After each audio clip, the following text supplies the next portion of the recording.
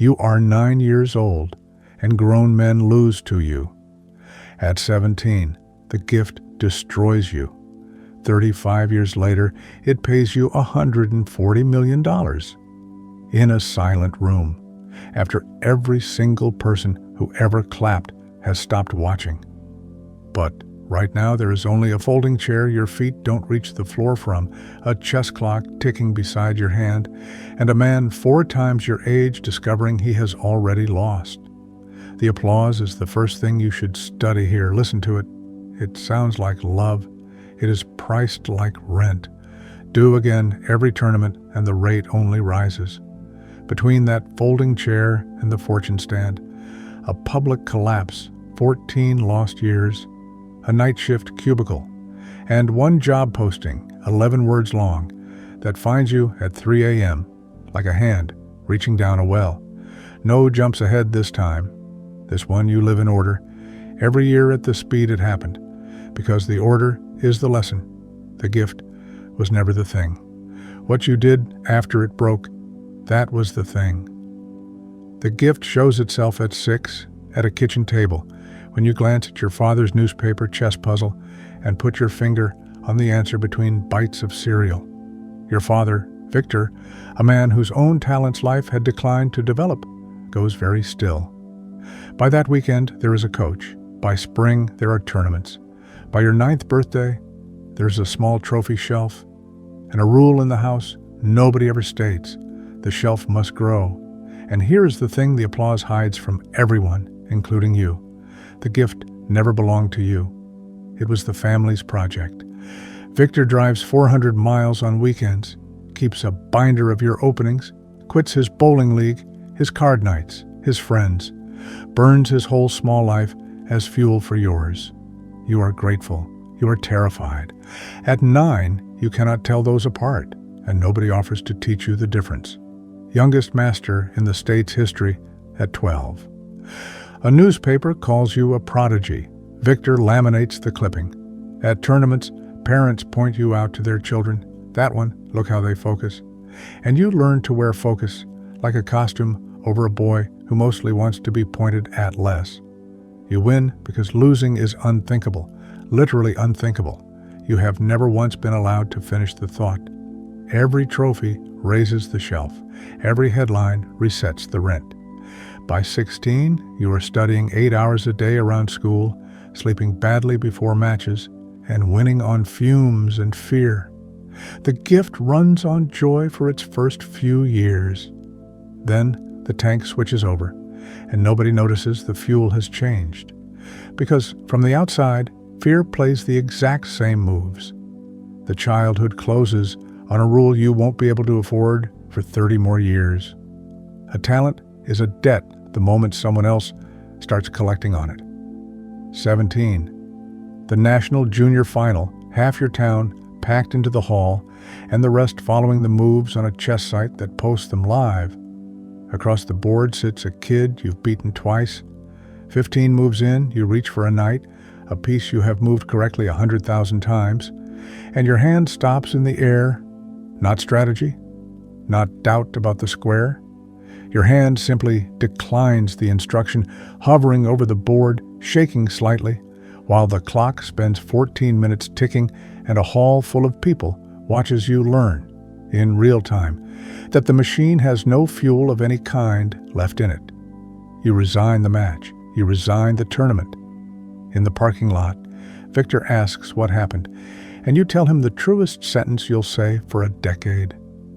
I don't want to find out who I am if I lose. He hears it as weakness. It was the smartest move you ever made. You just both spend 14 years misreading it. You quit entirely, not a break, an amputation. And the world does the quiet thing the world does to burned-out wonders. It forgets you with astonishing speed. The clipping yellows, the shelf stops. Victor and you develop a cordial way of not discussing the one thing you were ever about, a silence with furniture in it. And the family project dissolves into 2 men avoiding the word chess at Christmas.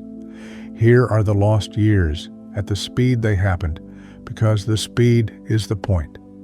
Community college, unfinished. Warehouse nights, data entry, night shift, a cubicle with a flickering light nobody fixes. Where you are. And every gifted kid eventually memorizes this arithmetic. The formerly smartest person anyone knew, keying invoice numbers at 3 a.m. for $19 an hour. 24, 27, 30. The prodigy files itself under a former life, like a country you emigrated from as a child. But watch what refuses to die on the graveyard shift, in the invoice queue. You can't stop seeing patterns. Which accounts will kick back errors, which suppliers' numbers drift wrong in the third week of the quarter.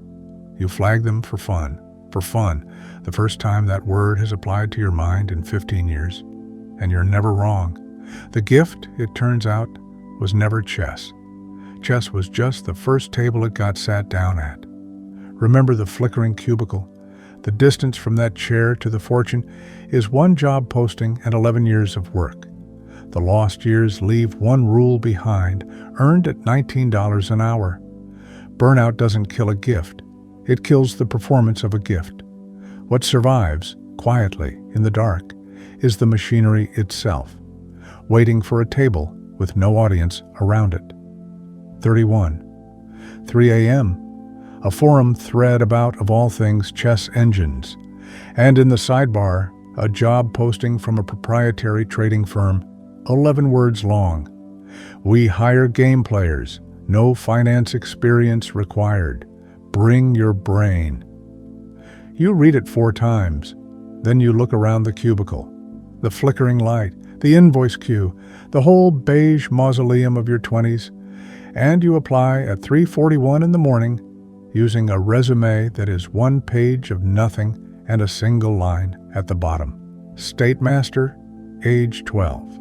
They call you in for a test, a full day, games, puzzles, probabilities, against a room of kids 10 years younger, fresh from universities you didn't finish attending. The test is poker odds, dice games, market puzzles, none of which you know, all of which you recognize. Pattern, pressure, incomplete information, a clock. It is the old table wearing a new tablecloth. Halfway through the afternoon session, you notice something that almost makes you laugh out loud in the exam room. Your hands are perfectly still. There's no shelf here, no Victor in the 3rd row, no webcam. Nobody in this building has ever clapped for you. And the machinery, 15 years cold, turns over and runs like it never stopped. They hire you at 31, the oldest trainee in the cohort by 9 years. The younger hires call you Grandpa, affectionately, mostly. Within 18 months, they call you at midnight to ask how you saw the thing they missed. And here is the turn, the one the whole life pivoted on, and it isn't the job. It's a realization that arrives at a trading desk sometime in your 2nd year. You are better at this at 33 than you ever were at chess at 12. Not despite the burnout, because of what the burnout burned away. The audience, the prodigy, performs for the room and cracks under it. The room is gone now. Anonymous, expectations at 0, playing for stakes instead of applause. The gift finally runs on its original fuel, the pure, private pleasure of being right about a pattern before anyone else on earth. The turns rule. Applause is a tax on talent, collected in advance. The work you can do when nobody's watching is the only work that was ever really yours. Now, the ladder, in order, the way everything in this life finally happened, in order, at its own speed. Trainee to a funded book inside 2 years. Your specialty, volatility, the mathematics of markets under pressure, which you understand the way only a man who was a market under pressure can. And months into that first book, the 15th of January, 2015, a European central bank abandons a currency floor the whole market had priced as a promise, and the Swiss franc moves 30% in minutes. Brokers collapse, funds vaporize, your desk, positioned for the tail because you priced the unthinkable as merely unlikely, banks the firm's best day in history. You don't celebrate, you reposition. Year 4, the desk's steadiest earner, not the biggest swings, the fewest mistakes. The kid who cracked in 14 public minutes has become the adult who does not crack in private, ever, because private is his home field. Year 6, the firm stakes you with partners' capital. Year 9, you and 2 colleagues open your own shop.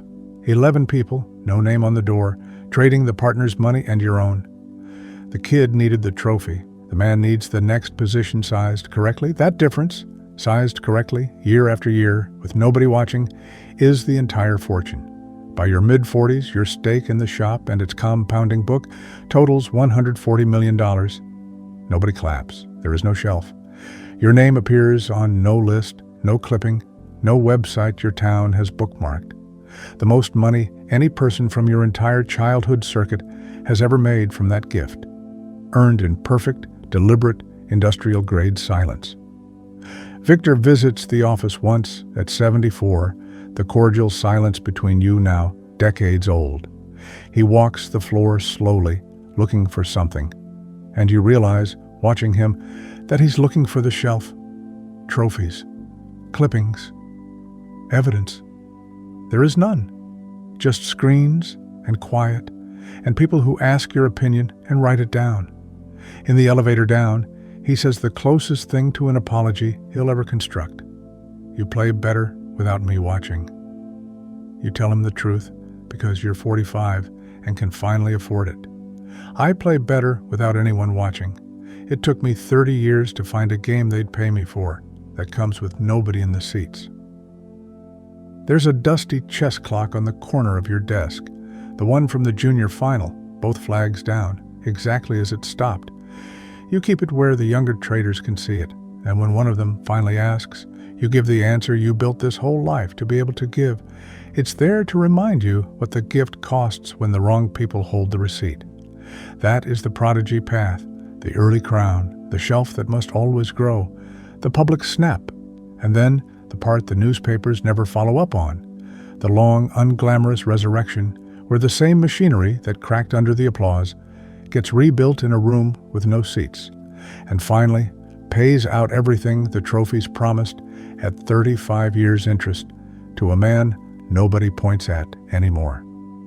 The bill for this path was collected up front, which is what makes it different from every other one. It took the childhood first, the cereal bowl mornings that became training blocks, the friends Victor quit on your behalf, the boy who wanted to be pointed at less, who never once got to lose a game just to see what it felt like. The fortune is real, and it arrived decades too late to pay the person the debt was actually owed to, the 9-year-old in the folding chair whose feet didn't reach the floor. Somewhere tonight, there's a kid being applauded a little too loudly for something they're a little too good at, and the adults around them are quietly building a shelf. If one of those adults is you, this path has exactly one thing to say, and it took $140 million and 35 years to learn. Protect the part of the gift that plays when nobody's watching. That's the only part that survives. That's the only part that was ever theirs. 12 paths climb to money like this, and each one hands the bill to somebody different, the body, the brother, the credit. This one mails it backward in time to a child and lets the man spend 30 years paying it off. The next one is already here.